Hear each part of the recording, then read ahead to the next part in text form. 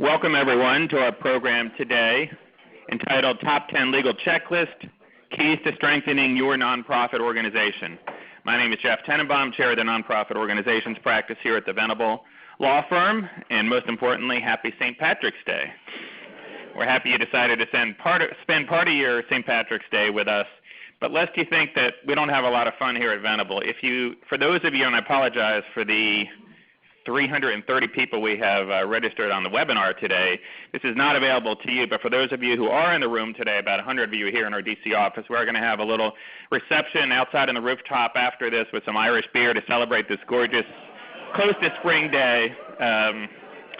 We have to take advantage of this wonderful warm day when it's been so damn cold here in DC for all winter and for so many places across the country. But I hope you can stick around and join us for a little St. Patrick's Day celebration on the rooftop after our program today.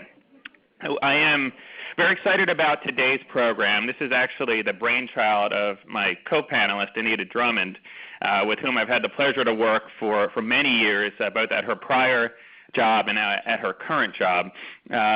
What today's program is really designed to do, in some ways, it's a top 10 checklist of key legal issues that your nonprofit organization needs to be concerned about. But what it's really focused on, and what you'll see as we get into the presentation, is that it's really derived truly from an in-house lawyer's perspective, or really from an inside a nonprofit organization's perspective generally. This presentation, this program is all about helping you figure out how you can strengthen your nonprofit organization by working hand in hand with your legal counsel, whether it be in-house counsel, outside counsel, or both, and understanding how legal issues really need and should be integrated with all aspects of your organization's structure and operations in order to strengthen the organization and make the organization more successful. It's a really exciting program. For those of you who've been coming to these, this is, what are we, in March? Next month we'll be celebrating 4 years of these programs that we've been doing. We do these nonprofit legal programs every month here in our DC office. For those of you in town or visiting town, always feel free to join us from 12 to 12:30 Eastern Time for lunch, and then we do the programs from 12:30 to 2 p.m. Eastern with a live webcast, simulcast. All of these programs are recorded, including today's, and are all available on our YouTube channel for your listening pleasure at any time later. Today's program, while I moderate all of these programs, or a vast majority unless I'm out of town, today's program is just two of us. So Anita is making me go to work today. No moderating. I'm going to co-present, although she's really going to do the play-by-play and I'll do the color commentary. But it's going to be, I think, a really terrific program. Like most programs that I enjoy the most, this is going to be very interactive, so I need you to ask questions. Don't get offended, though, if I don't get to your questions or if I cut you off, and especially those on the webinar. I apologize in advance. I'm not going to have the time that I usually do to review questions and pose them to our speakers, but I will do my best to try to cover questions as much as we can. We do have a fair amount of material to cover, but we want to answer your questions and keep it as interactive as possible. For those of you in the room, if you want to ask a question, raise your hand, and Camille or someone else in the back will walk around with a handheld microphone so everyone on the phone can hear your questions, and those of you on the webcast pose your questions to me using the chat feature on the webcast software. And what we'll try to do, we have kind of 10 different key points we're going to cover today, and we'll try to pause after each one of those to take 2 or 3 questions for each one. As I mentioned, the program is being recorded, and all of you in person and on the phone will receive an email tomorrow with a link to the recording of today's program. Feel free to share that with colleagues or others who may benefit from that. Those of you in the room have a handout booklet that contains a printed copy of all the PowerPoint slides along with some ancillary handout materials and speaker bios. Those of you on the webinar should have received, as part of the email yesterday that you received, there's a link to the PowerPoint slides, and you'll get all the ancillary materials tomorrow in that follow-up email. As I mentioned before, I had the pleasure to work with Anita when she was Associate General Counsel, I forget your title, at Associated Builders and Contractors, a large trade association in the commercial construction industry. And now I've had the pleasure of working with her as Associate General Counsel at the Nature Conservancy. And I think one of the great things about Anita's in-house past is that it kind of bridges the two worlds that are nonprofit practice bridges, kind of the charitable and foundation and 501c3 world, and then the trade and professional association world. And in fact, if you look at the registration list for today's program, it's really a great mix, almost half and half from both worlds. Everything we're going to be talking about here today will cover issues that are equally applicable in all of those worlds, obviously with some distinctions and differences, but I think you're going to really get a lot out of today's program. Let me give you a brief overview of Anita. Anita is Associate General Counsel of Corporate Services at the Nature Conservancy. The Corporate Services Division at the Conservancy serves the organization's legal needs for various client groups, including finance, technology, human resources, development, marketing, external affairs, public funding, core science, and global strategies programs. In short, just about everything seems to run through Anita.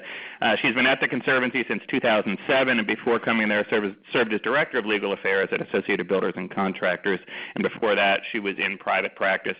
Anita is a true gem in the nonprofit legal community, really brilliant. I don't know how she juggles what she does in such an effective way in her job. She's been a great colleague and friend for many years, and I'm privileged to be able to present this program with Anita today. So with that, I'm going to turn it over to Anita to get us started. And one thing I forgot to mention, for those of you from the association world who are certified association executives, these programs are eligible for CAE, continuing education credit. And I also forgot to preview 3 upcoming programs that we have scheduled. Next month on April 14th, our program is entitled Structuring Innovative Revenue Models for Nonprofits, For-Profits, Joint Ventures, and Social Enterprises. This is an area that we've touched on in some of our prior programs, but have never really delved into. I'm really excited about the program. We have one of the newest actually I think the newest lawyer in our group participating on that program, along with a terrific outside expert. And then on May 13th, our program is entitled Managing Your Nonprofit's Facebook, Twitter, and LinkedIn Presence, Avoiding the Legal Pitfalls. Two of the stars at Venable, who do extensive work in this area, are going to lead what I think is going to be a terrific and very interesting and timely program. And finally, on June 4th, our program will be entitled Top 10 Trends and Traps in Nonprofit Executive Compensation.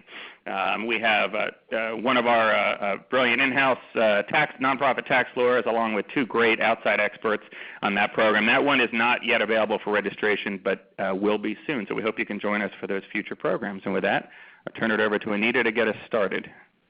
Thank you very much, Jeff. Hold on. Thank you very much, Jeff. Yeah, I thought that was interesting, your comment about being the color commentary. Yes, that's generally in-house counsel's experience.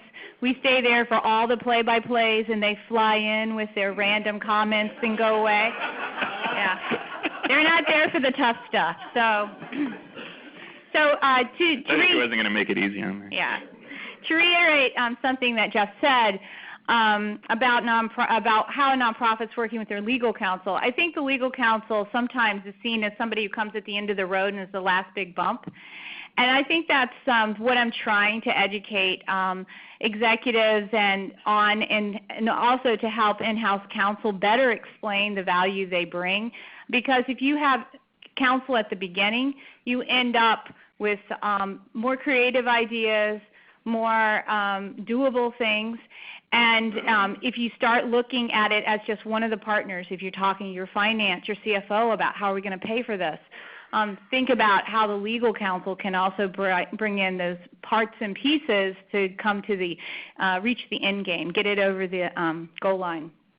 So one of the things that I want to confirm is that I am not giving you a legal checklist like the old-fashioned, here's make sure you have a document retention.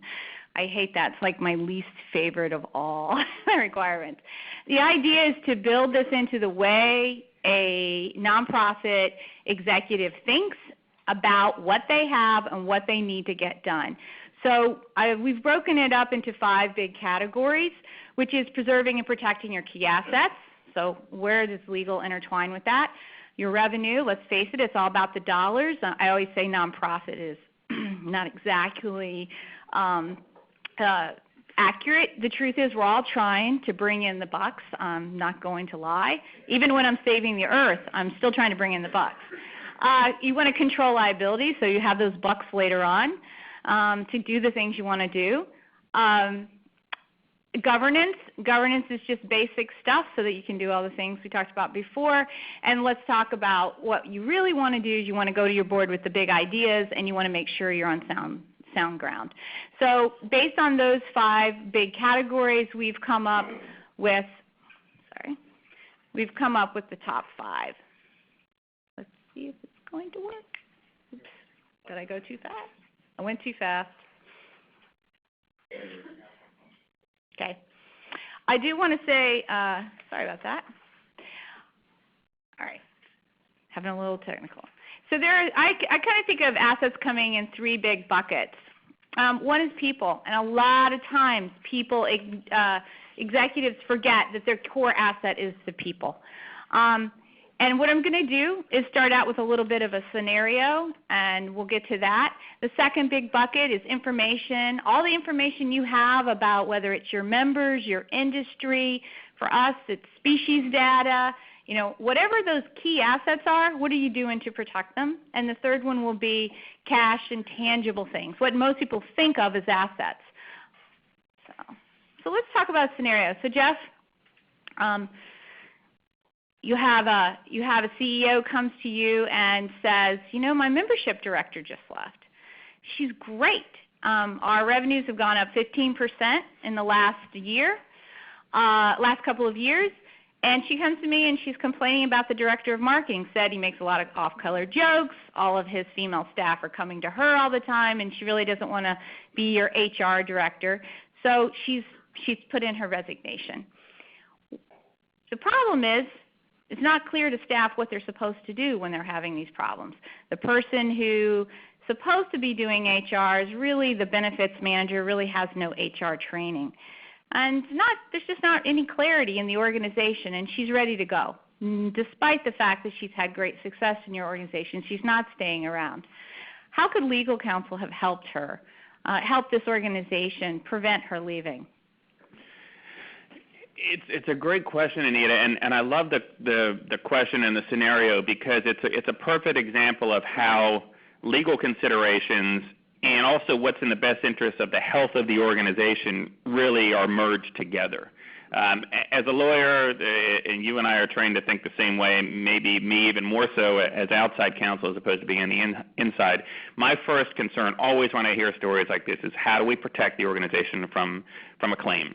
From an EEOC claim, from a state claim, from an unemployment lawsuit. How do we prevent the nonprofit from being liable for, say, the alleged sexual harassment of a supervisor? That's my number one concern. And we're going to talk about things that you can and should do to minimize those liabilities. But as I also know, and you know intimately well, what we see is that nonprofits that have unhealthy HR practices from a legal perspective usually also have unhealthy work environments and environments that don't encourage and incentivize people to stay. And that's about the worst thing that I've ever – that is literally one of the worst things I see in nonprofits is that when you have just a constant exodus of good people from the organization because it's not well managed, not well run, not a good culture, whatever the case may be, that's incredibly damaging. And forget about trying to carry out your mission or your purpose or advancing your industry or your profession when you can't even keep good people around. And those same things that may drive people away are those same things that can create liabilities for the organization. So having things such as very good policies and procedures for and multiple avenues for reporting harassment, having an immediate prompt response for investigating and making that person feel like, okay, A, there's someone I can go to complain about this, you know, B, the organization is looking out for me and protecting me and not just protecting my supervisor, and then having prompt corrective action taken. All of that is very important. Having regular training of managers and all staff on these things can help prevent these things from occurring in the first place. Having a culture of open dialogue so employees feel like they can go to others to whether it's complain or give constructive suggestions or criticism or whatever it may be about employment practices. All of these things are great for the health of an organization and great to minimize the organization's liabilities. Absolutely. And I would say that to emphasize people, how else are people affected? Did their payroll getting met? Do you have a benefits package plan in place?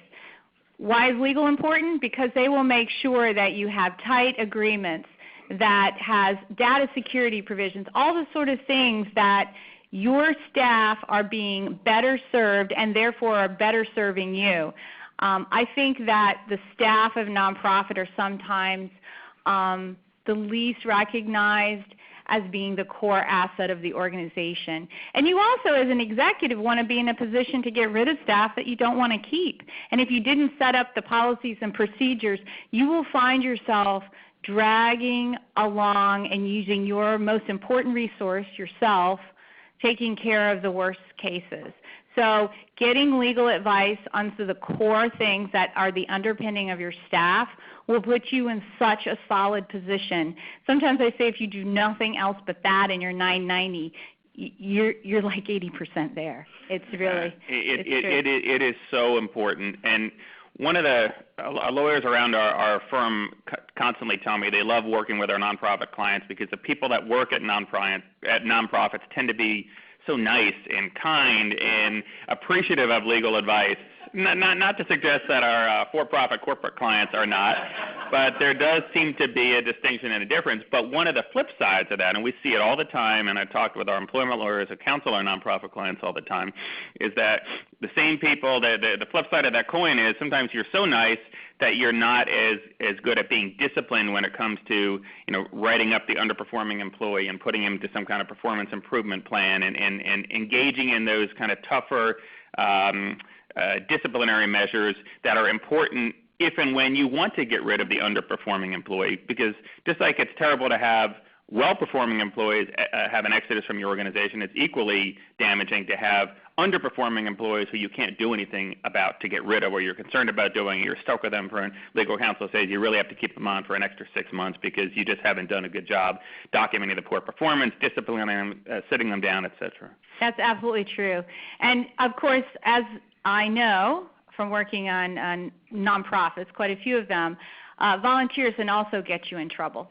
So obviously you want to not only protect your people, all of your people, whether it's your staff or your volunteers or from each other. That sounded pretty bad. Your sexual harassment example, we actually see more of that happen at the volunteer level. Nonprofits are used to hosting all kinds of events and conferences and meetings and trade shows and lots of volunteers involved and a lot of alcohol involved a lot of times, and that's when some of these bad things can happen. And the nonprofit can be held liable for those things if it knows or should have known about those things and didn't do anything about it and didn't have a good procedure in place, et cetera. And employment litigation against nonprofits has always been, since I've been practicing law, and probably always will be, the number one category of litigation against nonprofits. So from a purely risk management perspective, you really need to focus on these issues, above everything else. Jeff was worried before the presentation he wouldn't know what to say. It's only the first topic. All right, let's talk about another asset. I'm going to give you a scenario, Jeff, and I'm going to need your legal advice.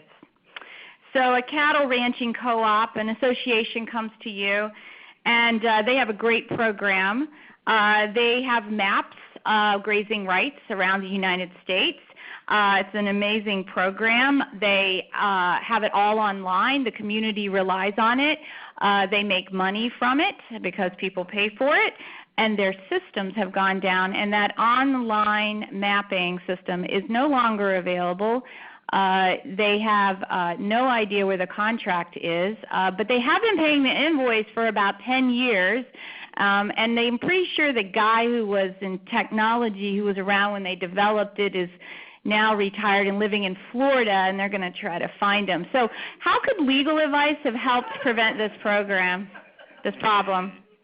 Great question.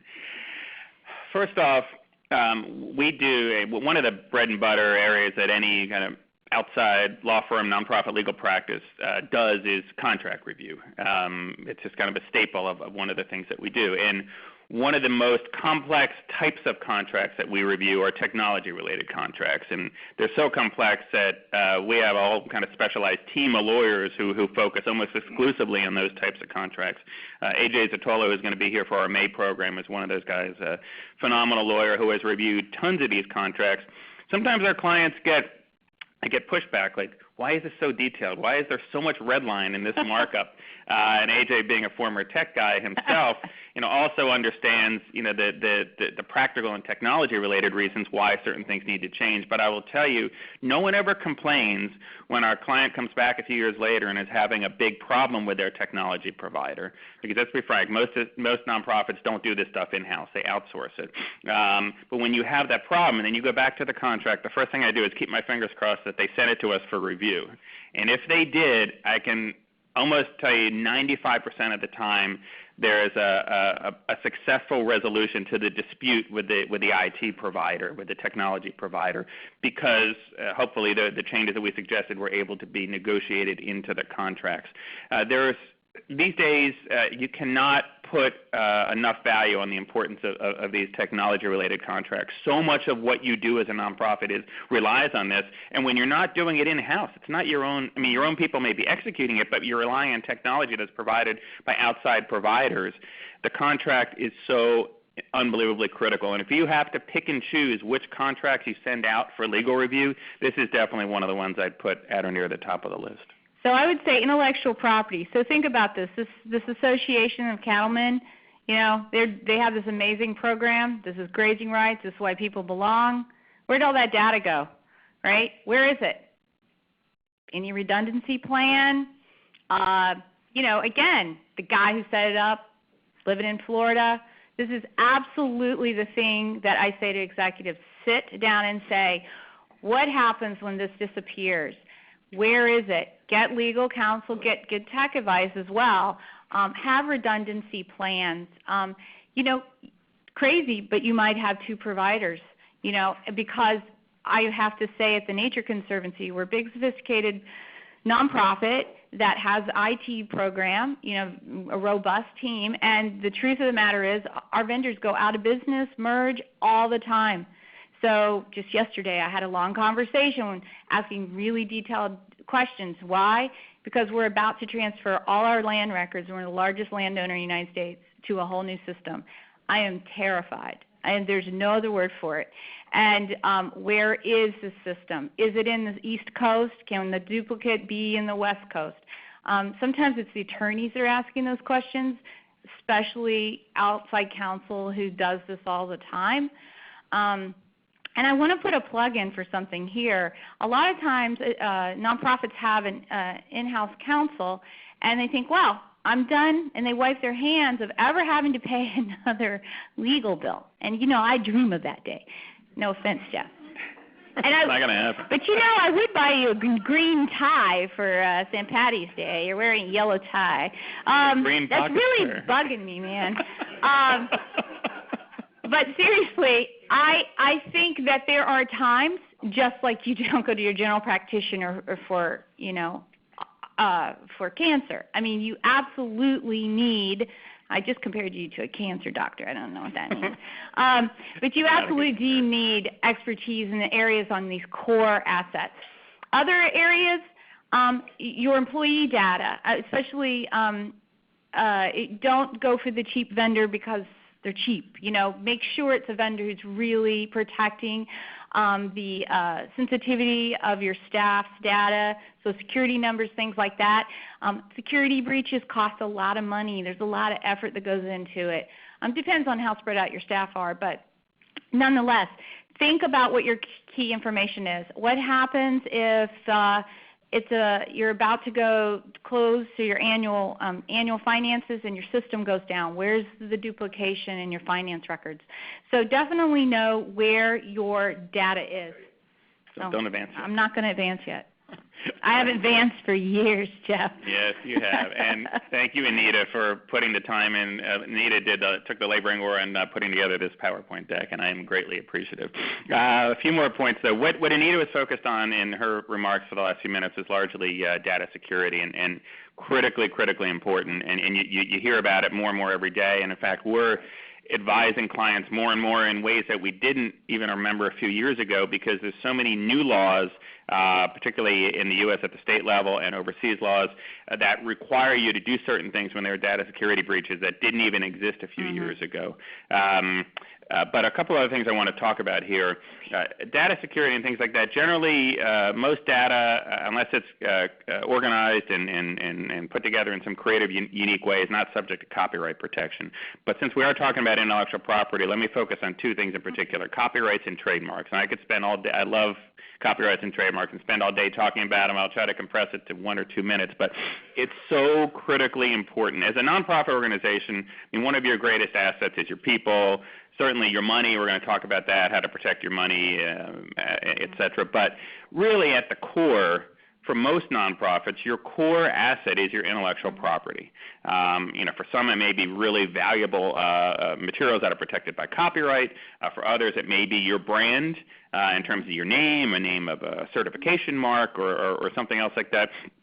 And just like you would with your money that you have in the bank and your employees and your key people that you're trying to protect and maintain, you have to protect your intellectual property. What does that mean? It means securing the rights from others who may be helping you create it. And as nonprofits, most nonprofits are heavily reliant on the contributions of volunteers.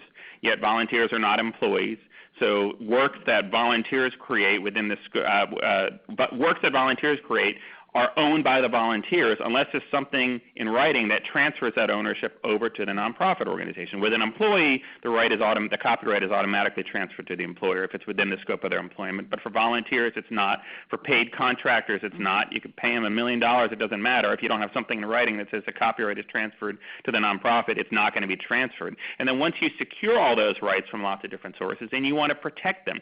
You want to use copyright notices. You want to register your copyrights with a copyright office, and not just for paper products, for electronic, for websites, for everything else.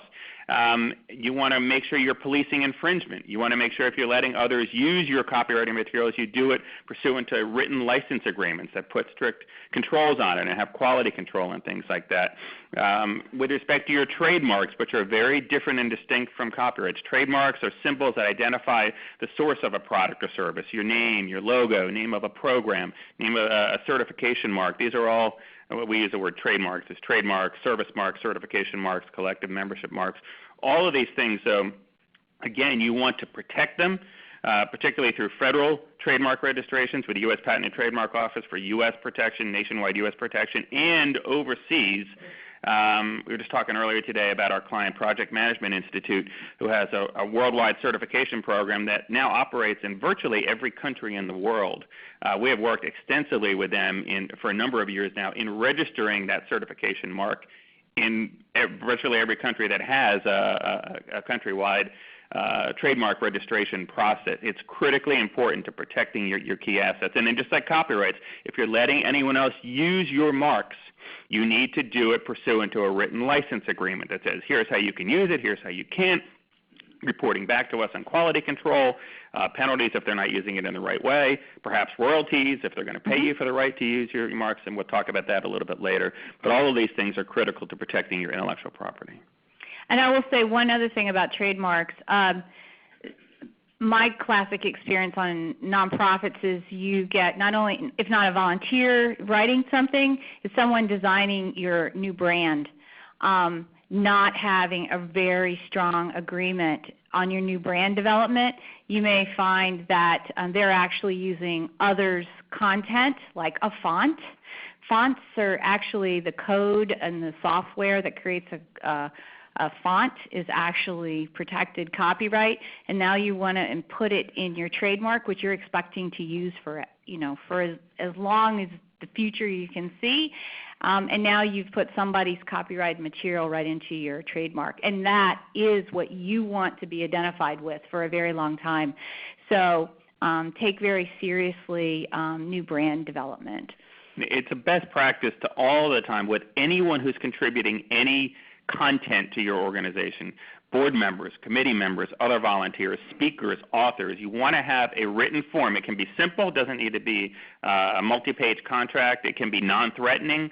We've written up the most simple non-threatening forms that you could imagine, but it's critically important to get either the transfer of ownership of that, especially if you're paying someone for something, or if it's a volunteer who's like on a committee, they're usually going to have no problem, or at least for speakers and authors, get a broad, maybe non-exclusive, perpetual, irrevocable, royalty-free license to use that material in any way that you want in the future. It's a really important best practice. Let's go to the third asset, which is money, real property, and tangible property. Any nonprofit's going to have a portfolio, and if the portfolio has a great deal of investment, you really want to bring in legal counsel on the right advisors, making sure that you have some protections. There's never any complete protection. If you're going to take a major lending activity, having some understanding of what the implications are. I have tremendous respect for the CFO in our organization and in my experience in other nonprofits. Sometimes I find that outside counsel, in our case we have inside finance counsel, but outside counsel has seen a lot of different loan models and may have different options that you haven't really talked about with the lender. But we've already talked a lot about core technology systems and how important that is, so I don't want to go into that too much. But even buying hardware in your servers, just having those assets really protected when you're purchasing them. Jeff, do you have anything else on that asset?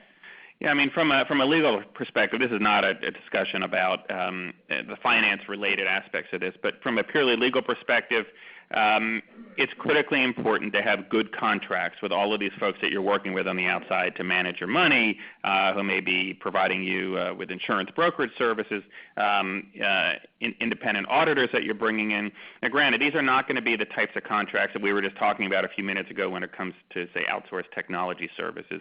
But there are some core things that you want to build in here. I mean, a lot of these relationships are going to be what we call terminable at will. Or maybe with a certain amount of notice. This is not something where you may be agreeing to a 3-year term and the other side is insisting on that to be able to recover their investment. But still, you want to have clear and strong provisions when it comes to things like term and termination, representations and warranties, perhaps indemnification. We've seen plenty of instances, unfortunately, with outside consultants and providers in these areas make mistakes that cause harm to the nonprofit organization. You want to be sure there's some recovery, financial recovery that you can easily make for that. Be sure that you involve legal counsel inside or outside in this process, and at a bare minimum have some. I think it's really important for every nonprofit to have good core contracts, form contracts, model contracts for independent contractors and for other types of agreements, so that even if you don't have the luxury of running everything through legal counsel like some nonprofits do, most don't, you at least want to have good forms that your legal counsel provided. And we find this incredibly helpful. A lot of times our clients will come to us with a dispute with a vendor or something, and we never reviewed the contract, but the contract that they negotiated with them was based on a form that we provided them a few years ago. Almost always that makes the job of handling and successfully resolving that dispute with the vendor much easier. I was going to make one comment about real estate. I mean, it's probably one of your big assets. So any major decisions about real estate, you should run through counsel. Just, if you want to sell it, if you want to lease it out, it has a lot of different implications for a nonprofit than it does for a for-profit corporation. Before we go on to the next big category, is there any questions out there that we need to vet? I have a question right here. Just we're waiting for the microphone. Yeah. Thank you. I'm curious, when you were referring to sexual harassment situations, certainly there's a pretty big risk when you look at volunteer on staff harassment. How would you characterize volunteer on volunteer issues at a conference? The liability, if any? Well, I'll give you my thoughts with a caveat that I'm not an employment lawyer by trade, and I don't know personally the nuances of how this applies in this area. But my understanding has always been that if a nonprofit is sponsoring an in-person gathering, this of course could happen online as well, and sometimes it does, but we see this more in person, some kind of conference, trade show, reception, dinner, whatever the case may be. My understanding is that the standard is if it knows or should have known about the harassment and fails to do anything about it, that it can be held liable for that. I would say it's almost irrelevant from a legal perspective, because if your nonprofit knows or should have known about harassment and doesn't do anything about it, you've got a bigger issue than legal considerations that can cause a lot of harm to the organization. I know this is a tricky area because I know the employment laws don't necessarily apply in that context because there's no employees involved. That's why I'm giving that caveat. But That would be my basic advice. And that's why even in the volunteer area, you want to have a good policy in place that says, if you are aware of or become aware of some harassment that you're uncomfortable with, here's who you can report it to, and we'll promptly investigate and take action. We sometimes see it with just regular old attendees at conferences, and unfortunately we see it a lot with boards of directors and executive committees, and even at that officer and director level as well. Yeah. In regard to protecting intellectual property, on the patent side, suppose you've got a tech company and you have an employee who invents something on the job, and there's no assignment of the IP rights to the corporation. Is that automatically deemed to belong to the corporation, or does he still hold those rights until he assigns them out to anybody else? He created it while on the job? Yes. Right. This is a fascinating question, and unfortunately one I'm familiar with. We have a very robust and creative group of scientists. It's a Nature Conservancy. We have something like 600 of them thinking about things all the time, and we do a tremendous amount of innovative things with in agriculture, particularly in water. So we grapple with this question all the time, and it is not uncommon for an employee to be having a conversation with innovative companies that are doing things and having conversations. So I would say that not only does your policy say that the Nature Conservancy owns it, but that your employer owns it, but that you are engaging patent counsel immediately upon knowing it. Because in the patent environment, you need to establish the rights of ownership. And so the creator can be the individual, but the owner should be the employer. But you're also maybe grappling with a for-profit company or another individual that's not an employee who is collaborating on it. So you're negotiating early and very closely with legal counsel to secure the rights of the nonprofit to the innovation that can be patented. So it's very important that if this is something that is very probable in your organization because you have innovative people, I would actually get patent counsel to help teach them, empower your staff to understand when they're engaged in innovative activities and how to trigger the right time to bring in counsel with you, with their executive. Anita, I love the fact that you pointed out this isn't always that simple. It's not just one employee comes up with something and who owns it. Right. In the copyright area, I gave that example earlier. If an employee creates something within the scope of his or her employment, it's automatically owned by the employer in the copyright setting. Remember, all the rules for copyright, trademark, and patent are all very different and distinct. There are some similarities, but there's a lot of differences. But it gets more complicated when there's other parties involved. And like next month's program is going to talk about, we are seeing, at least I'm seeing more than ever before, collaborations and partnerships and joint ventures between nonprofits and for-profits. I know you guys do it all the time. We work with you in this area a lot, and with many of our other clients, and that makes it more complicated. To say the for-profit company is the one developing some product, service that's subject to patent protection or copyright protection, or maybe both, and you have an employee or multiple employees from the nonprofit who are collaborating on that, then it becomes a little bit stickier.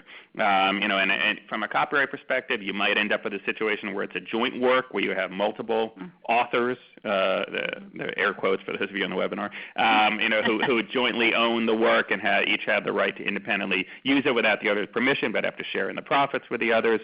You may not want to be in that situation, or if you do want to be in that situation, you want those rights to be defined by the joint venture agreement, or other, if it's an LLC, whatever the governing documents of that might be. But it's a great point, and it's something that you have to be increasingly on top of. That's a really good question. That was an excellent question. Do we have any on the web? No, let's move on to revenue. Okay. All right, revenue. So as I said before, what you're going to hear is a lot of overlapping issues. So the first thing that I think any executive's thinking about is, what are the assets and what am I trying to protect? So the next thing is, how are we going to make money? And we tried to break this out into sort of two basic areas, sources of revenue, and doing an analysis on what aspects of those need some legal framework, and then looking at your core services and saying, what are those services that are providing us with a lot of money, and what should we make sure we're securing? So some of it of which we've already talked about a little bit. So let's talk about regular revenue. Whatever the regular revenue is of your organization, what are the controls that you have in place for all the revenue coming in? Is there standard policies and procedures? If you're a charity, it is obviously about proper donations that meet your mission. Do you have standard agreements for especially your larger donations? If you rely a great deal on government contracts or grants, I know grants is pretty common in the nonprofit sector. Are you doing all the things as a grantee that you need to do? See last month's presentation of Venable about the new OMB circular. What is it really that your organization is really relying heavily on? Another thing I'll say about this is take care of entering new areas of revenue that may have a whole lot of baggage with them, because let's say you lose that source of revenue because you blow it. The problem is it has repercussions, like making disclosures to the next time you want to get revenue from somewhere. You have to disclose that you lost the revenue on something that wasn't a lot of money, but it had repercussions. I think entering new areas for a nonprofit for revenue sources, you want to make sure that you understand what the tax implications of that are. What is the jurisdiction of your revenue? A lot of nonprofits that do expand, let's say that you've had a very robust U.S. trade association and you want to expand into Canada, everything's different. You know, sources of revenue are very differently reviewed, even though on paper it just looks like it's very similar. So anytime a source of revenue is coming from somewhere else, stop and think about whether you really know the implications of that. Making sure that the agreements that you have for major income are reviewed by legal, I think, is critical. So both when you have complicated sources of income, making sure that you understand the policies and procedures that should be in place and getting legal counsel on that, using government grants and contracts as an example, or having actual agreements reviewed by legal counsel. Jeff, what would you say specifically about tax-exempt organizations, nonprofits, revenue sources? What are some special issues they should be thinking about? First off, like you mentioned, we spent a 2.5-hour program last month focused on the OMB Super Circular. For those of you who are federal grant or contract or cooperative agreement recipients, you cannot take federal money without an enormous amount of strings which are changing now. And that's maybe a good example of how, not that you shouldn't pursue federal awards if you don't currently have any, but you need to go in with your eyes wide open that it is going to impose massive sweeping changes on an entire part of your kind of compliance structure in order to receive that money properly. Other areas, a lot of times you think, revenues, why do we need an agreement to have revenues, even donations? Like you mentioned earlier, having good gift agreements, which a lot of nonprofits, believe it or not, a lot of charities don't have, is very important, particularly for larger gifts. And it's an increasing area of litigation. It's an increasing area of state attorney general enforcement. We deal with a lot of these. Are these large gifts being used in the ways that they were intended? Can the use be changed? All of these things, you can proactively address a lot of these things through a good gift agreement and a good gift agreement policy. In some of these other areas that you mentioned, things like royalties and sponsorships and trade show income and things like that, this is, again, kind of bread and butter stuff for nonprofit tax lawyers. But for those of you who work at nonprofits, it can become pretty daunting. I remember when I first started practicing law, representing primarily associations, trade and professional associations, and I was getting my arms around tax-free royalties and tax-free corporate sponsorships and tax-free trade show income and taxable advertising income. And I remember one of the challenges early on was to try to look at a contract or a deal or a business proposal and identify kind of the various buckets of income so that you could put them into those various buckets. And that's how I still think of it. That's how I've kind of taught our other lawyers in our group to think about that. And it's really important because if you want to maximize the amount of tax-free revenue that you can get, and of course most nonprofits do, so that they can then take that and put it toward their core mission and not have to pay the IRS and states tax on that income, you need to be able to not only put it in the right buckets, but I'm a firm believer in proactively structuring those deals in a manner that maximizes your taxable income. And in order to do that, you really need to educate and train the staff at your nonprofit, not just the legal and the finance and accounting staff, but really the program staff and the fundraising staff and the ones who are going out there and raising these revenues. And we do this all the time. I'm sure you do, and we've even helped you with some of that at the Nature Conservancy. It can be hard because you're teaching some fairly complex areas of nonprofit tax law to non-lawyers, but it's really important for them to understand that so that when they go out and they're talking to a corporation, a corporate partner, I'll call it, even though we don't like that term from a legal perspective, but a corporation with whom you're going to do some business. They want to give you money. They want to get some recognition. They want to get some sales and exposure from it. But how you structure those arrangements, you can really do a lot to turn what might otherwise be, say, taxable advertising income into, say, tax-free corporate sponsorship income if you know what benefits you're allowed to provide to the sponsor. And that's perhaps sufficient for them. If your staff can educate the potential sponsor about that, you can save yourself a lot of money in taxable income. So be creative, be smart, educate the staff, and have good. One of the things that we've done in recent years is develop some good form agreements that have kind of multiple parts in them so that you can have staff that says, okay, here's an agreement with a corporation and it has a royalty bucket, and here's what you get in exchange for licensing our name and logo to the corporation. We get a tax-free royalty in return. There's another bucket for tax-free corporate sponsorship. They're going to be a sponsor of our events, of our website or something. In exchange, here's the acknowledgement that they get in return. Here's the marketing services we're going to provide to promote that endorsed product or service, and we're going to get taxable marketing services income for that. Here's the advertising that they're going to have run in our magazines or our journals or periodicals, and in exchange we're going to get taxable advertising and maybe trade shows as well. Exhibit fees are generally going to be tax exempt, booth rentals at association trade shows. But being able to divide it up into those buckets, be able to negotiate with the sponsors intelligently is really important. Yeah, I want to emphasize that the more time you can invest in your staff, knowing those buckets and understanding how to pursue revenue, the better off you are as an organization. Giving them a menu from which to speak and giving a menu to the parties you're speaking to.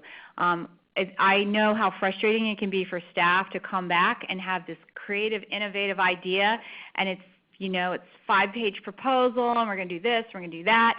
And because they've commingled all the ideas, now we have 100% taxable activity. But if it's more of a menu and we can start pulling apart what part is this, what part is that, and taking that time, you're saving like a 40% hit on your income. So that's a lot of money in a very robust program for a nonprofit. So helping them help you really get to the most tax-free dollar that you can get.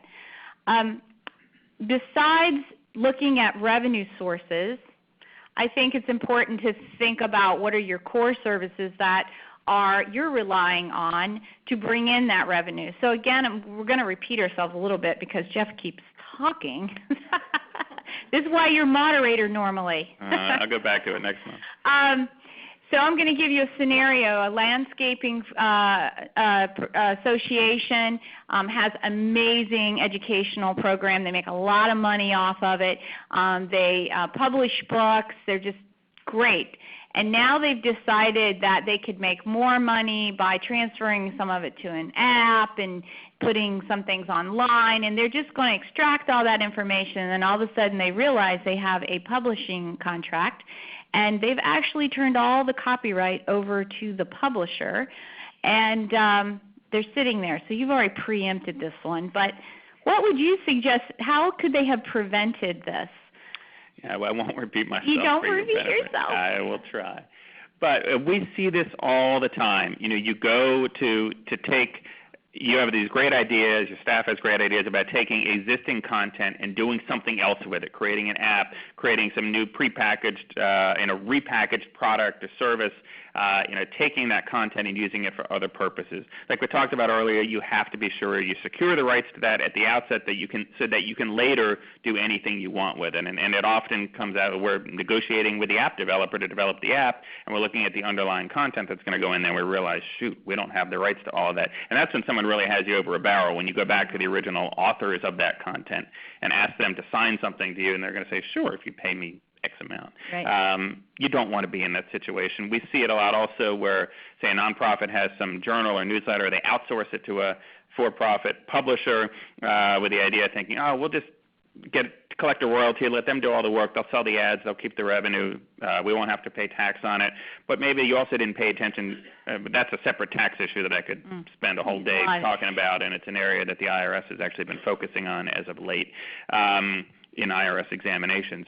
But separate and apart from that, on the copyright issues, if you didn't pay attention to those copyright issues, it's one thing to give a publisher the right to publish, but how those rights are defined and parsed out and what rights does the nonprofit maintain to be able to use that later is critically important. And that's where you really need to have legal counsel who understands kind of the nuances of copyright. I understand the basics. I don't even understand all those nuances, and that's why I rely on my colleagues to review those sorts of agreements. I think the key is just look at what are your core organizational services. So I use the educational materials, but if trade show is like your big event to bring in the cash, work with your legal counsel to make sure that the venue can't walk away at the last minute because they get a bigger show. And I hate to say it, but I've definitely seen it happen.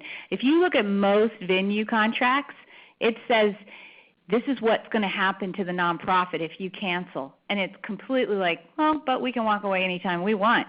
And it's that kind of thing where you really want to look at what is the core services that we're relying on for our primary revenue source, and that's usually in addition to, say, your dues income, making sure the underlying agreements that are associated with that really are going to serve your revenue dependency in the long term. So in the case of educational materials, it's copyright. In the case of trade shows, it's all the venue contracts, the contracts with the exhibitors where your cash is coming in, the unions. I used to work with Associated Builders and Contractors, and we've had our trade show in a union hall. That's a whole different ball of wax. So you really need to know about what are the rights of the other parties that are involved and how you can plan for it. Also, I just want to emphasize if you're doing accreditation, certification programs, if that is a big part of your program, your organization, make sure that it's tight. So in that example, Jeff, what are some of the key things you'd think about if accreditation certification programs? What are some of the things you want to make sure the association knows about? Yeah, this is a huge area for so many nonprofits, a huge revenue source like you mentioned, but just a hugely important area for many nonprofit organizations. It is the core of what they do. It's one of those areas that I, as a nonprofit lawyer, find particularly interesting because it involves lots of different areas of law. It can involve some tax exemption issues, usually not too many, although it certainly can, depending on how the programs are structured. But it certainly involves intellectual property issues, particularly copyrights and trademarks. It involves potential antitrust liability, particularly if your accreditation or certification program is essential in order to effectively compete at the market. It can involve defamation issues if you're decertifying or deaccrediting someone and that caused some harm to them and they believe it was based on false or misleading information. It can involve basic tort liability issues. You certify or accredit a person, a product, a facility that causes some harm to some individual or some company, and then someone points back to you saying you were negligent in certifying or accrediting that person, entity, product, etc., and create tort liability risks for the organization. So there are lots of different legal considerations that have to be taken into account, and they're not necessarily mutually exclusive, but you have to address all of them. And by the way, I should point out that I know we're taking a very high-level look at a lot of the overview of a lot of these issues today, and many of you know this, but on our firm's website we have a wealth of materials, not only all these recorded webinars for the last 4 years, but about 750 different articles and PowerPoint presentations on all of these different nonprofit legal issues, including one of my favorites, one on certification and accreditation liability for associations. provisions that you might want to take a look at. And back to one point you mentioned about the meeting contracts, one of the things that we are unfortunately spending a lot of time these days doing, it seems like every day I'm signing more cease and desist letters, for nonprofits and associations that hold meetings.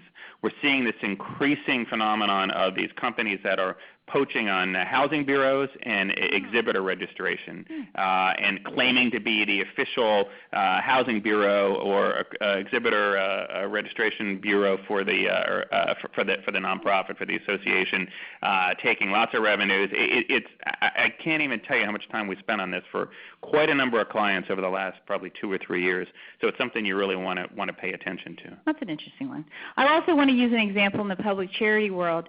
If you are receiving grants or contracts and you're a service provider, say in healthcare or food banks or things like that, if this service is the reason you're getting a lot of revenue, you should have a really solid counsel on making sure that the warehouse leases are available, that if you're having health care, that the providers of supplies and services, all the things that are helping you serve the public, whatever your public charity mission is actually in very good shape.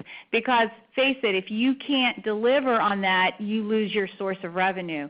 So it's a full chain, and as I said at the very beginning, this list isn't discrete to one another. It's just how you come at it. And so I always say that while you're looking at it as a service contract, the truth of the matter is that service is the reason you're receiving your revenue. So from a public charity perspective, looking at those core agreements that help you deliver your services is critical.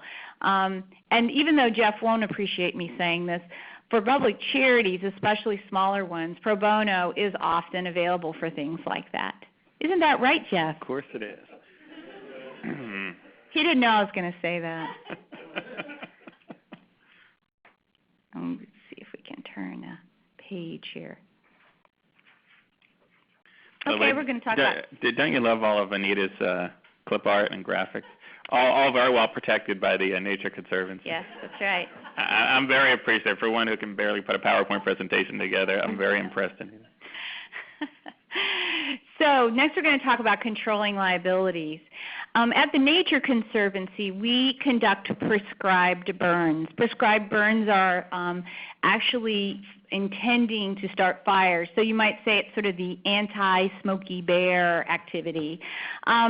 Out west, as you know, forest fires, well, it's not just in the west, but in particularly have become a problem over the years. And much of the ecological analysis is that that's because natural fires have been suppressed. So the Nature Conservancy does a tremendous amount of work of actually starting fires. And you can imagine as an attorney how that can raise some concerns about controlling liabilities. So while you may not be starting fires, I will say that there may be quite a bit of smoldering issues that you don't know about in liability for your organization. So I'm going to ask Jeff to give some of the primary considerations he thinks a nonprofit should have in their activities, whether they may appear risky or not on their face, that you think is important for them to consider. Yeah, and I also love this example because we're going to come back to it later to help illustrate something else, which is always one of the great challenges of being a nonprofit lawyer is that you need to identify lots of different potential liabilities and address them in different ways. But here we're focused on risk, what lawyers call tort liability primarily, risk of injury, of harm, physical, economic, et cetera. And a lot of times nonprofits are engaged in activities that do carry with them various degrees of risk. This controlled burn activity maybe has more risk than some of your nonprofit's activities, but international social service organizations recently dealing with things like Ebola. I mean, there's all sorts of potential physical and financial and economic and bodily injury and other risks that can come from various nonprofit activities. We're not going to get into specifics here, but from a very high level, a few things you want to focus on. One, safeguards. What sort of safeguards are you building into your processes to help try to minimize the risk of that sort of harm and damage, whether it's things that you are doing directly if you're carrying out programs directly through the staff of your nonprofit, or whether you're carrying it out through paid contractors, through volunteers, through sub-grantees, sub-recipients, subcontractors to whom you're giving money to carry out programs. You want to be sure that whether you're doing it yourself and or whether you're having others do these things on your behalf, that you ensure that they build in those proper safeguards. And if it's not your staff doing it, maybe even if it is your staff, that you as management are staying on top of that and making sure those safeguards are being fully implemented. Secondly, shifting risk. If you are outsourcing these activities to others, you want them to take on the risk of that. So if they screw up, if they are negligent, if they do something wrong, if they have an accident, you want to be sure that that risk is assumed by them. Legal terms like limitation of liability and indemnification, these are ways to shift risk to someone else, saying, so if we're paying you to do something and you screw up, then you're going to pay the consequence of that. You're going to pay the damages, you're going to pay any legal fees, you're going to pay the cost of an investigation that we have to incur, things like that. And then finally, insurance. Your own insurance, and we have spent a whole program covering, 2 programs I think, covering nonprofit insurance topics. There's all different types of insurance that's available for nonprofits. Some types of nonprofit insurance are very unique and specific and vary wildly from policy to policy, like for instance directors and officers liability insurance.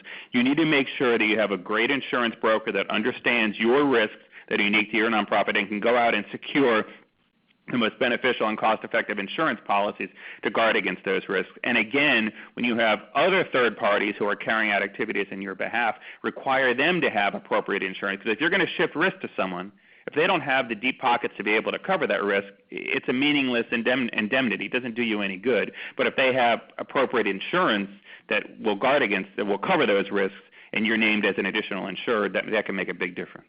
So we've given you a list of sort of the business basics, not exhaustive by any means, but I would say the biggest point I take away is some people believe their insurance covers what they're doing, and the exclusions are extensive.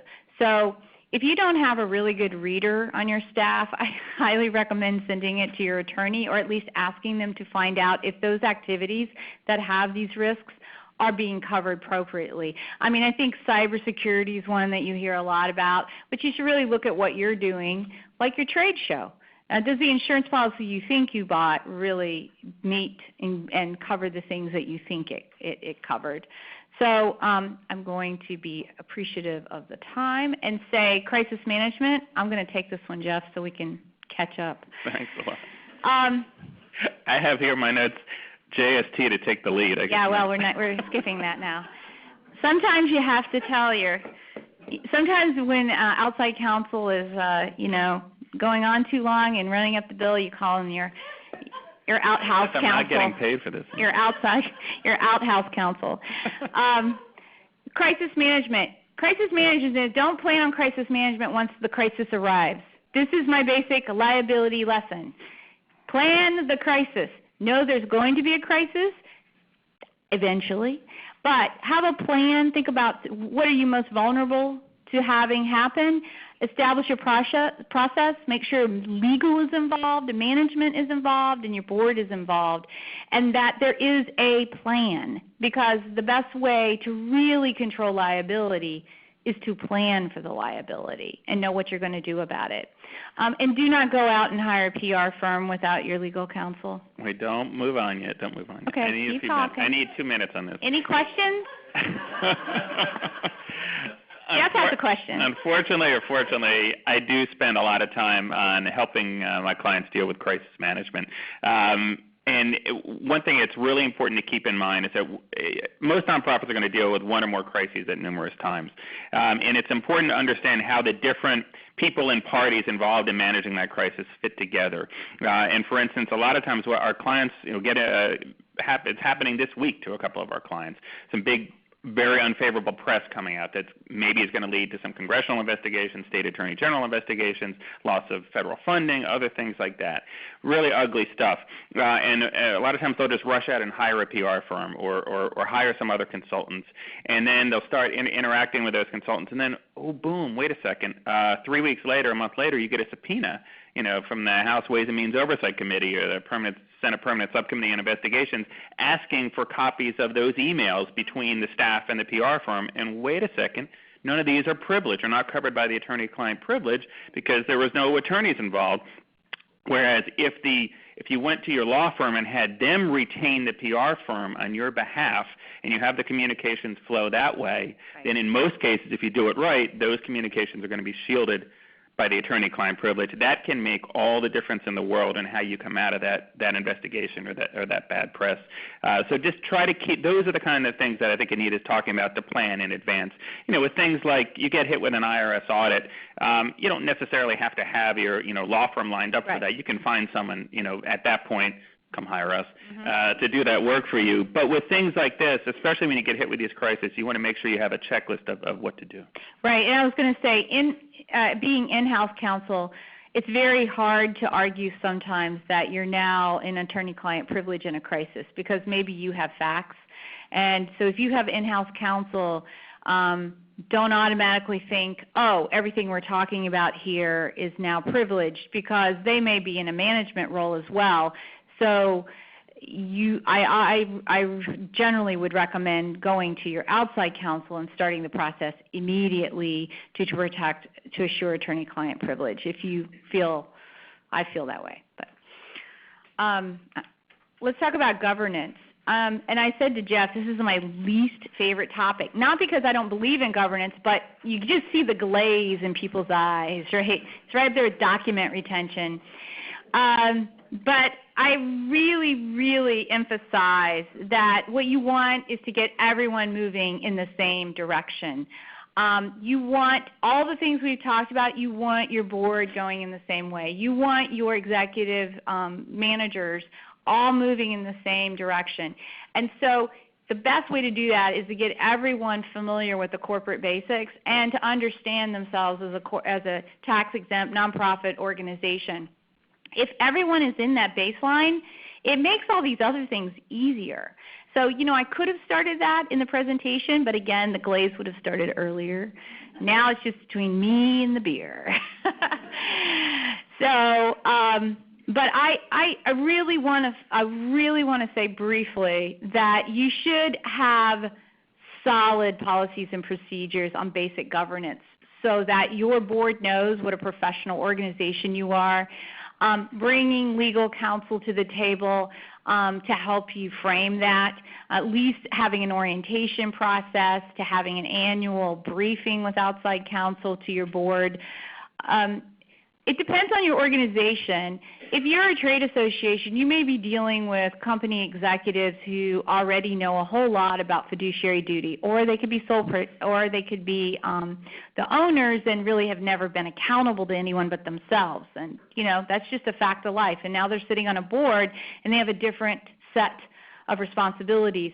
If you work for charities and you rely heavily on community involvement, and maybe it's the community nurse, and maybe it's the local church pastor, or it's people like that, they may not really fully understand the fiduciary duty they're taking on. So I highly recommend that you make them very familiar with the policies and procedures and bring legal counsel along to help you frame that. And with all of the governing documents, I always say that the first step to understanding legal issues is reading things. And sometimes, and I often say I'm the professional reader at the Nature Conservancy because I actually read the document. And I think that the more you have leadership really sit down and understand what the bylaws say, and evaluate whether that's needs to be amended and so forth, the better off you'll be when you need to make the big decisions and bring legal counsel in at the right time to protect your assets and your revenue and reduce liability. And Anita, in addition to making sure that your volunteer leaders, your officers, your directors, your key committee members understand things like their fiduciary duties to the organization and the organization's corporate documents. I also find it's very important, and I do, and everyone in our group does a lot of these annual board orientations for a wide variety of nonprofit clients. I find it's very important also for the board members to understand what does it mean to be a board member of a tax-exempt nonprofit corporation, because most board members They might have some experience serving on some local charity board or something like that, but most of them don't really have an understanding of what that means. Yet, as we've just talked about, and we're going to talk about further, so many of the decisions that they make are going to be governed and framed and have to be made within a context of what it means to be a tax-exempt nonprofit corporation. Namely, there's a lot of limitations and restrictions and things that you can and can't do or can only do in certain ways. And so educating them on that in a way that doesn't make their eyes glaze over, in a way that's interesting. We try to make them fun and lively and relevant to what they do, and use a lot of examples and take a lot of questions. But it's really important for them to understand. And even if you have multiple entities, like many of our clients do, you might have a 501c6 trade or professional association with a 501c3 related foundation and a PAC and a for-profit taxable subsidiary. They need to understand at least the basics of what each one of these does and what they can and can't do. If you have a 501c3 charity and related 501c4 advocacy group that gets engaged in more lobbying and political campaign activity, it's really important to understand the limitations and restrictions between them. And getting your volunteer leaders to understand that, I think, is critically important and an important role for legal counsel. Do we have any questions? Wow, Jeff, they're just waiting for that beer. No, here you go. Oh, wait a minute. We're waiting for the microphone.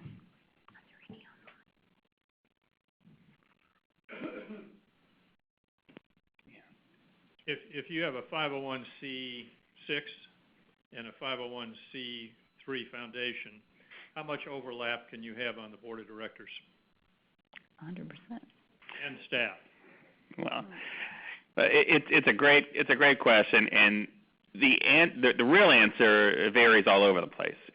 We've seen situations where the overlap is 100%. In fact, I have one client who will remain unnamed, who, when I started working with them about 5 years ago, they literally had the same board for their association and their related foundation, and they didn't even bother to record the meetings as two separate meetings, or even that the meetings were occurring jointly.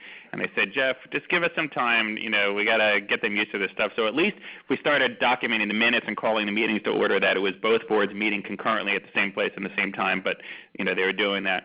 But now, finally, the CEO came back and said, I think they're ready to finally, and plus there are other sometimes good reasons for wanting to have some differences between them, because they have a different focus and purpose, and now they're actually going to mix it up.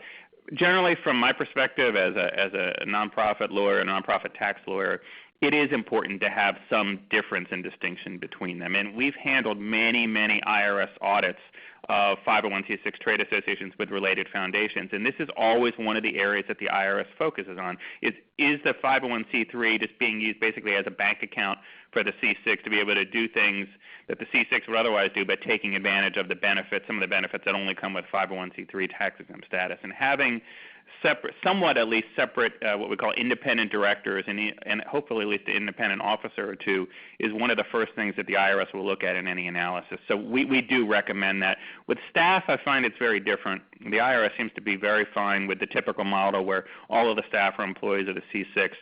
Yeah. Some of them just spend some of their time on the C3. I always do advise clients it's important to track time, have timesheets, even if the C3 doesn't reimburse the C6 for the time, which it doesn't have to. If it was the other way around and they were C3 employees, it would have to be reimbursed. But even if not, treat it as a donation on the books of both entities. That isn't, but that's fine to have a singular staff.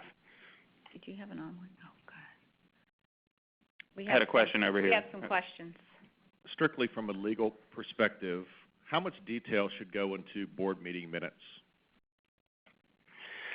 Another great question, and in the however many years I've been doing this, I have seen, and we don't usually take minutes for our clients, but we review a lot of minutes, and I've seen minutes all over the place, from literally, I had one client that used to, or several actually, that would tape record, even in the days of tape recorders, and now otherwise digitally record the entire meetings, have someone transcribe them, at least transcribe the highlights, and then at least they would destroy the tapes at the end of the day.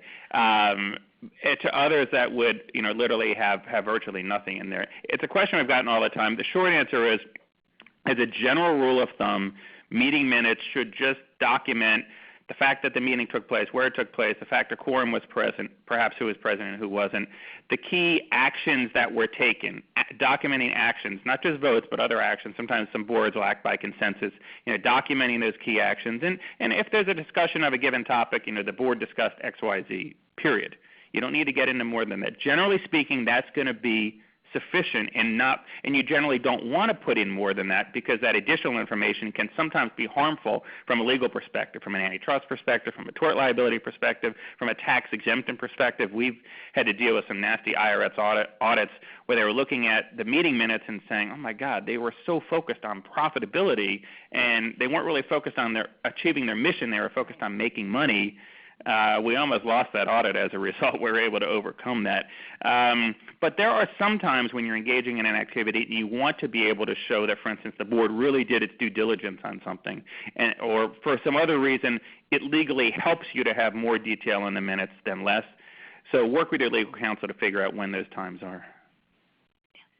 Can you comment on the thresholds, either complexity, size, expense, where you make the decision whether the association should have in-house counsel or external counsel only? Or obviously you're going to do both. That's really a tough one. I would say I would start out with sort of this analysis of, do you have complex revenue sources? Do you have a growing innovative, you plan to be really innovative and really break out of what you've been doing? I think that's a good time to do that analysis. If it's an area that you don't have a lot of expertise, you're going to hire somebody, and hire somebody in a program area. You sometimes find the program area people who have been really successful somewhere where they never had legal counsel. And so they come in and they're just go, go, go, and they sold the board, and then you find out actually legally we really can't structure it that way, and you've built a whole program around it. It might be a good time to, if it's going to be a big part of your program. If you're going to have related entities that are going to provide services to your members, for instance, you have some sort of complexity there. I don't think it's a bad idea to meet with outside counsel and have with your board, if that's the way you operate, maybe you're bringing back the board, with a long-term strategy, and start trying to identify almost like a column of what are you're going to have a lot of transactions. I can remember, I'll give you a really interesting example. We are obviously have in-house counsel, but we decided to do this multi-year thing with multiple artists, publications around the world. And I would say that if someone had stepped back and figured out how much outside counsel would have cost for that deal, in my first sit-down I counted 42 contracts we'd have to write. The cost of outside counsel would have paid for an attorney, right? And so then you're saying, is that something that would be actually more valuable to us because we could maximize that money? So I think that's another way to look at it. If you have big innovative things you want to do that may have a lot of transactional cost, can you take those transactional costs and build more with it by adding a staff person, an attorney? It is a great question. It's one we get all the time. Real briefly, first off, we work with probably at least half of our clients don't have any in-house counsel. One of the benefits of having in-house counsel, obviously one of them is cost savings, particularly if it's an area where that in-house counsel can really do the job well, like contract review, at least for most types of contracts, maybe not complex technology service contracts, but most other things. I do definitely agree. And it doesn't necessarily have to be an attorney. It could be someone else who's just very good at doing that sort of thing. And we see that a lot. That can definitely help save money. But one of the other great things about having in-house counsel is you have someone that has a seat at the table in the decision making. I mean, to be honest, look, most of the time our clients are not having us on all of the internal staff meetings and committee meetings and other things. Once in a while for certain things for sure, but most of the time we're not. Whereas when you have in-house counsel that's part of that management team, part of the executive team, part of that whole decision making process, you're more likely to have the legal considerations infused into that process, where it might not occur as much with outside counsel. That being said, we have a lot of client relationships where there is, I do think it's important to generally have a key point person who's the interface with outside counsel, particularly if there is no in-house lawyer. And we have a lot of clients with some really great, talented people. Sometimes it's a CEO, COO, CFO, it varies. And they do a great job of flagging legal issues. They almost have an honorary law degree. They come to a lot of our programs, they read all our stuff, and they know when to flag issues. They know when to, send it over to us for a quick question or a deeper dive. And a lot of times that can serve the function. At the same time, I'm a big fan of working with in-house counsel at our clients. So we have about 5 minutes, so let's transition to to the final topic, but I'm going to do this in this way. As a tax-exempt organization, in-house counsel should have a really, really strong underpinning of understand the issues of tax exemption and where you can get hooked up, like private benefit. So at the Nature Conservancy, we already talked about prescribed burns. What's really important is we do prescribed burns on private property, and when we look at, we will see property and we're like, we'd like to burn your property. We're here, we're from the Nature Conservancy, and we're here to help. But in fact, sometimes prescribed burns are very beneficial to the owner. So from a legal perspective, we're analyzing, was this really a high value property from an ecological sense? Was it in our priority areas? Did we come up with the idea? How will the landowner actually benefit? Even though we're providing the service at no fee, we do an analysis of that private benefit. You could take anything that you're thinking about, like in an innovative sense, which is our last topic, growth and innovation, and start wondering, gee, what were the issues that counsel would have caught if we had had them sitting at the table? So I'm going to give a last scenario, given that we have about 5 minutes, and see if Jeff can spot the issues. It's just like law school, isn't it, Jeff? I love it. Sitting up here. So a professional association is made up of forest managers, and they realize they have this amazing opportunity to bring together all these member experts, and they're going to develop a handheld tool for property owners to recognize tree species. And they're going to record them, they're going to upload them, and then they're going to run analogs. And they're going to highlight that I'm in a particular region. A user will be able to pay for it, so the association makes money. It's going to highlight resources available to the landowner. It's going to identify risks that the landowner might have, such as too much tree cover of invasive species, something the Conservancy might say. They're going to partner with a company that's going to help them develop this application, so it's going to be a joint effort. Then the tool is also going to provide a list of members that anybody who's using it will be able to say, hey, I can call up somebody who's an expert. And they'd like to use the tool throughout North America. Can you spot any legal issues here? This is like one of the best law school hypos ever. I love it.